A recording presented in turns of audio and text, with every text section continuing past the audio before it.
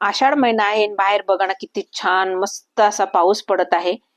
आणि आपल्याला ह्या पावसामध्ये अगदी गरमागरम मस्तपैकी आज आपण आपल्या किचन मध्ये शेंगोळे बनवणार आहोत.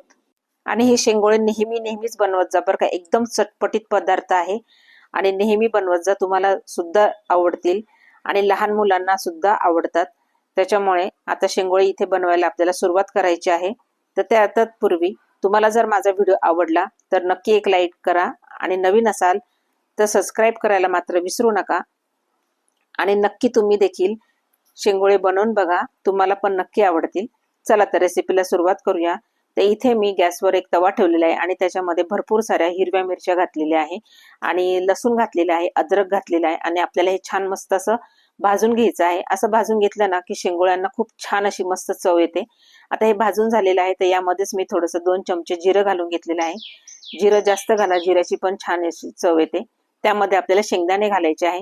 शेंगदाणे इथे मी जवळपास अर्धा ते पाऊण वाटी घातलेली आहे, पण इथे माझ्याकडे आधी शेंगदाण्याचा कूट असल्यामुळे इथे मी थोडेसे शेंगदाणे फक्त भाजून घेतलेले आहे. बघा ते सगळं आपल्याला मिक्सरच्या भांड्यात थंड झालं की काढून घ्यायचं आहे आणि एकदम छान असं मस्त असं वाटण तयार करायचं. आपलं झणझणीत असं वाटण तयार व्हायला पाहिजे. आता हे सगळं टाकून घेतलेलं आहे.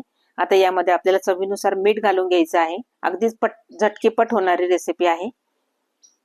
त्यानंतर आपल्याला मस्त स्वच्छ अशी गावरान कोथिंबीर घेतली आहे, इथे मी स्वच्छ धुवून, ती देखील आपल्याला या वाटणामध्ये घालायची आहे. आणि आपल्याला आता हे वाटण तयार करून घ्यायचं आहे मिक्सरला. पाहू शकता एकदम छान असं मस्त आपलं हे वाटण तयार झालेलं आहे. हे वाटण तुम्ही अगदी पाट्यावर वाटलं ना तरी चालणार आहे, पण मी इथं मात्र मिक्सरमध्येच घालून घेतलेलं आहे. तर हे वाटण तयार झालेलं आहे. चला आता आपल्याला इथे मस्त शेंगोळ्यांसाठी पीठ तयार करायचं आहे. तर इथे मी ज्वारीचंच पीठ घेतलेलं आहे. तर 2 वाट्या मी इथं ज्वारीचं पीठ घेतलेलं आहे. त्यानंतर मी 1 वाटी इथे गव्हाचं पीठ घेतलेलं आहे आणि अर्धी वाटी इथे मी बेसन पीठ घेतलेलं आहे. म्हणजे मिक्स पिठाचं आपल्याला हे बनवायचं आहे. खूप सुंदर आणि खूप छान अशी चव येते. एकदा जर तुम्ही ह्या पद्धतीने जर तुम्ही हे शेंगोळे बनवले ना तर तुम्ही नेहमी ह्याच पद्धतीने तुम्ही बनवाल. एकदम छान आणि एकदम मस्त. अगदी बाहेरून आपण जेव्हा पावसातून ओलं होऊन येतो ना तेव्हा असं गरमागरम खाण्याची इच्छा होते. त्यावेळेस असे जर शेंगोळे तयार असले ना गरमागरम तर आहा, खूप मज्जा येते, खूप मस्त वाटतं. आता यामध्ये मी हळद घालून घेणार आहे, थोडी धनेपूड घालून घेणार आहे आणि त्यानंतर अगदी थोडीशी तिखट घालून घ्यायची आहे, कारण आपण जो ठेचा तयार तो केलेलाच आहे.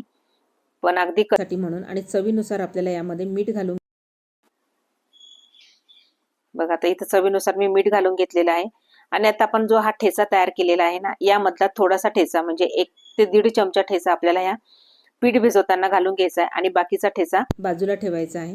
आता हे सगळं आपल्याला मिश्रण एकदम एकजीव करून घ्यायचं आहे, मिसळून घ्यायचं आहे. ते बाकीचं मी ठेचा बाजूला ठेवलेला आहे.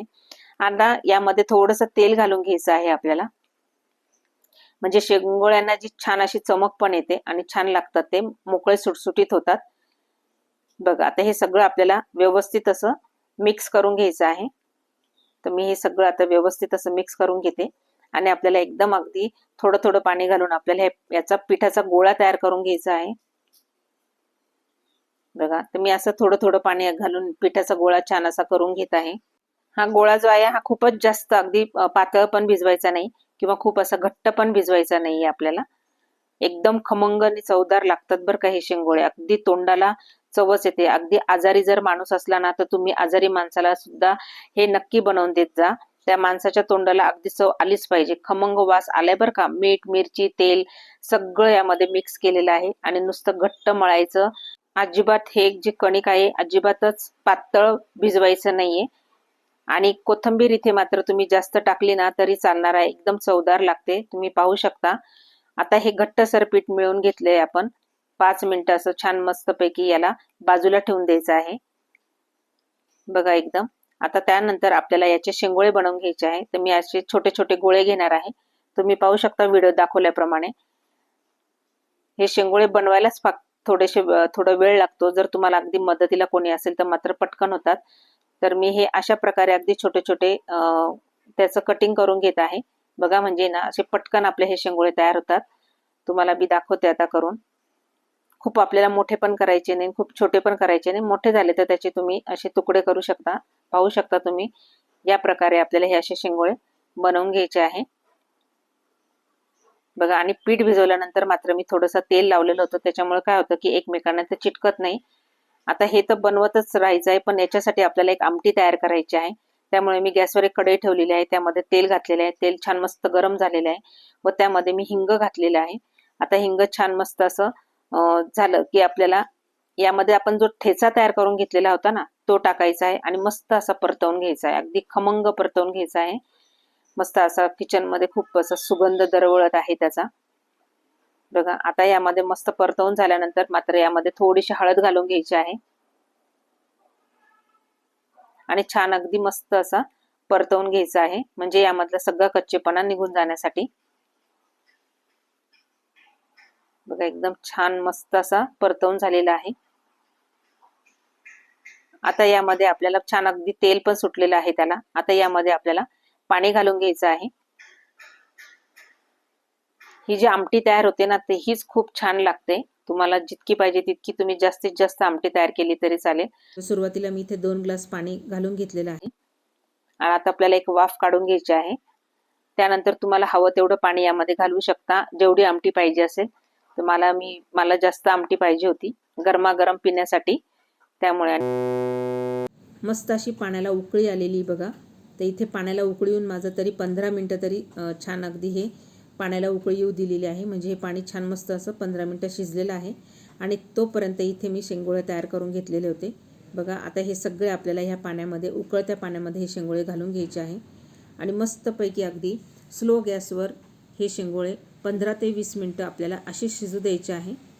पण मध्ये मध्ये आपल्याला हे चेक करत राहायचं आहे, मध्ये मध्ये हे थोडे हलवून घ्यायचे आहे बघा. एकदम सुंदर कलर पण आलेला आहे त्याला आणि खमंग झालेले आहेत त्या, आणि खूप सुंदर असा सुगंध पण येतो आहे, खमंग वास येतो आहे बघा. एकदम छान अशी खळखळती उकळी आली पाहिजे.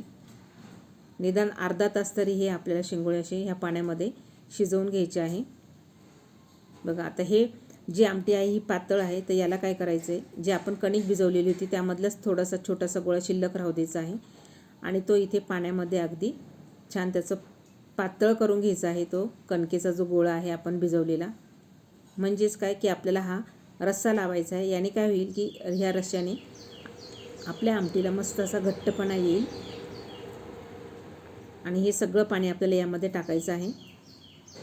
तर प्लेटमध्ये मी अजून थोडंसं पाणी टाकून घेणार आहे आणि ते सगळंच्या सगळं ह्या आमटीमध्ये टाकून घेणार आहे.